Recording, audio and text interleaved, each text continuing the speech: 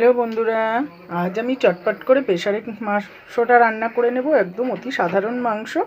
আর চিকেনটা দেখুন, আমি ফোড়নে দিয়ে দিয়েছি তেলের সর্ষের তেলে আজকে আমি করছি। দিয়ে দিয়েছি গরম মশলা আর হলো গোলমরিচ, গোটা গোলমরিচ, আর দিয়ে দেব আমি আদা পেঁয়াজ রসুনের কাঁচা লঙ্কা টমেটোর পেস্টটা। আমি সুন্দরভাবে নেড়ে চেড়ে দিয়ে দিচ্ছি সবজিটা, আলু, পেঁপে, গাজর আর একটু বিনস দিয়ে সুন্দরভাবে সবজিটাকেও কিন্তু আমি কষিয়ে ফেলছি। তারপর আমি দিয়ে দেব, দেখুন মশলার সঙ্গে সঙ্গে সবজিটাও কত সুন্দরভাবে কষানো হয়ে গেছে। দিয়ে দিচ্ছি পরিমাণ মতো নুন, হলুদ, জিরে গুঁড়ো দিয়ে এবার আমি একটু সুন্দর করে নেড়ে নেব। নেড়ে এবার আমি দিয়ে দেব চিকেনটা। খুব চটপট করে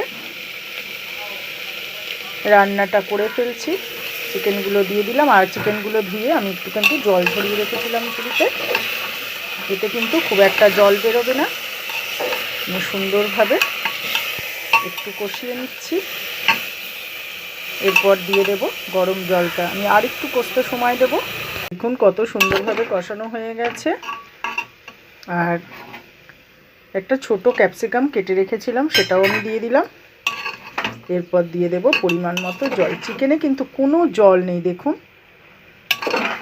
যেহেতু চিকেনটা আমি ঝরিয়ে রেখেছিলাম, কোনো রকম কিন্তু মশলার মধ্যে জল নেই। আর এটা খুব অল্প তেলের মধ্যে করছি, খুব তাড়াতাড়ি।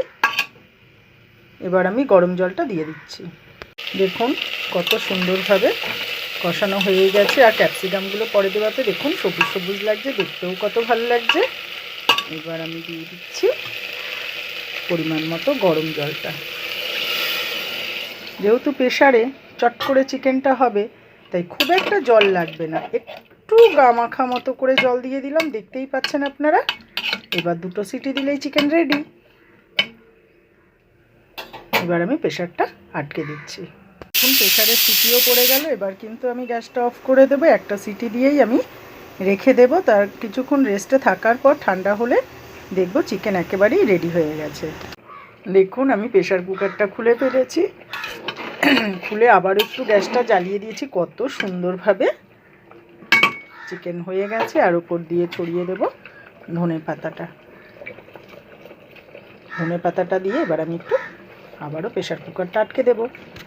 এইবার ফ্লেভারটা, ধনে পাতার যে ফ্লেভারটা পুরো চিকেনের মধ্যে ছড়িয়ে যাবে। আর এই অতি সাধারণ রান্নাটাই আজ আমাদের লাঞ্চের খাওয়া দাওয়া, চিকেন আর ভাত। আজ লাঞ্চে আর সেরকমভাবে কিচ্ছু করিনি, যেহেতু আমরা বেরিয়ে পড়ব। তাই খুব অতি সাধারণভাবেই চটপট করে চিকেনটা প্রেসারে করার কারণই হলো এটা। দেখুন কত সুন্দরভাবে হয়ে গেছে। এটাই আমাদের আজকে লাঞ্চের খাওয়া দাওয়া, চিকেনের ঝোল আর ভাত। যদি আপনাদের ভালো লেগে থাকে লাঞ্চের খাওয়া দাওয়াটা, তাহলে আপনারা অতি অবশ্যই কমেন্ট করে জানাবেন।